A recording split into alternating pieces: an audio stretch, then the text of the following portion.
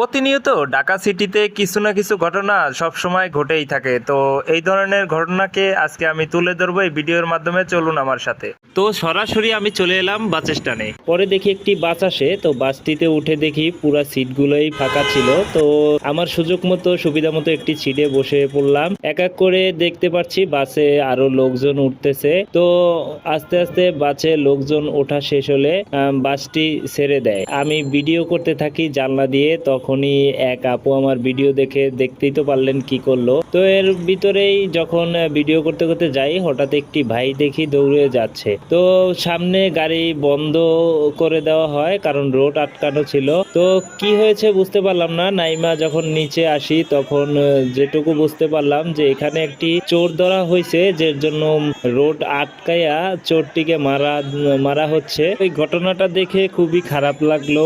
এরপরে আমি আর ভিডিও করি